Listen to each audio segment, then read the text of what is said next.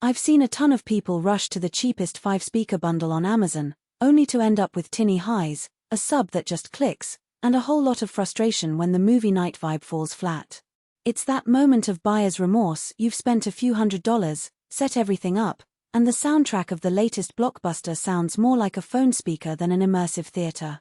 So the big question is, does the Klipsch Reference 5.2 home theater pack feel like the smarter, less regretful buy, or is it just another pricey gamble? Link is in the description if you want to check the product details on Amazon. I started this review by digging into forums, watching a handful of long-form video tests, and actually listening to a friend's setup for a week. The idea was to see how the kit holds up when you're not in a showroom but in a living room where you have a sofa, a coffee table, kids' toys, and the occasional party soundtrack. First off, the package itself is impressive. 2 R620F floor-standing speakers, 2 R12SW 12-inch subwoofers, an R52C center channel, and the matching bookshelf surrounds. That's a total of 6 speakers and a sub for a 5.2 label, which already tells you Klipsch is counting the 2 subs as the .2. The floor standers are built around Klipsch's Tractrix horn technology, meaning the mid-range and high frequencies are projected forward rather than dispersed randomly.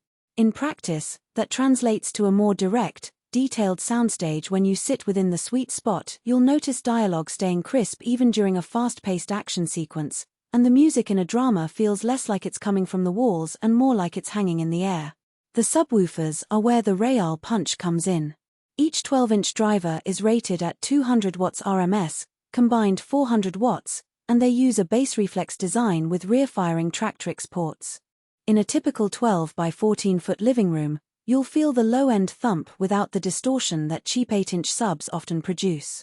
I've heard the same pack in a basement home theater with carpeted floors and the bass still cuts through, though you'll need to give the subs a little breathing room. They love to be at least a foot away from a wall to avoid excessive boominess. Now, let's talk about the real-world setup. The speakers come with standard 8-ohm wire terminals, and the sub has a line-level input plus a phase switch. I found the wiring process straightforward. Run the speaker cables from the AV receiver to the floor standers, connect the center channel directly behind the TV, and place the surrounds on the side walls at ear height. The biggest hidden trade-off is the size of the subwoofers. They're 12-inch cubes that sit on the floor, so you'll need floor space or a substand. If you're living in a small apartment with a minimalist aesthetic, those subs become visual focal points, which is fine for some but a deal-breaker for others. Practical strengths start with the dynamic range. Because the Tractrix horns accelerate the rear-firing air, you get a tighter bass-to-mid transition. When I played the God of War soundtrack, the low rumble of the orchestra's drums hit the floor, yet the strings and choir remained airy and present. That kind of balance is rare in a bundled system, which often sacrifices clarity for volume. The aluminum tweeters with linear travel suspension also keep the highs from becoming shrill, even at higher volume levels. On the downside, the kit isn't a plug-and-play miracle. The 2 subwoofers need to be calibrated with your receiver's bass management, otherwise you might get an uneven low-frequency response. If you're a first-time home theater owner who expects a single-click setup, you'll need to spend an extra half hour in the receiver's speaker configuration menu. Also, because the floor standers are fairly large, roughly 43 inches tall, they demand a decent amount of floor space.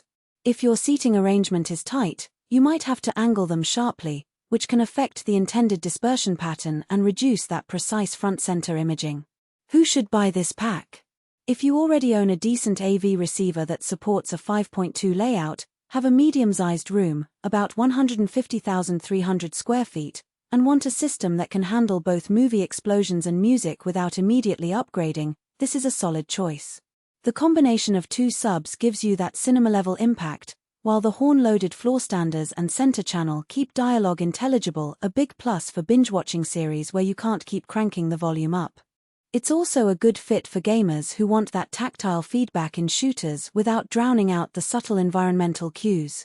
Who should skip it? If you're hunting for a minimalist, bookshelf-only solution, or you live in a tiny studio where floor space is premium, the bulk of these speakers will feel intrusive. Likewise, if you're on a tight budget and can't spare the extra $300, $400 for a receiver that can properly manage 2 sub-outputs, you might end up with underutilized hardware. Lastly, People who prefer a completely wireless solution should look elsewhere. This kit is wired from top to bottom. There.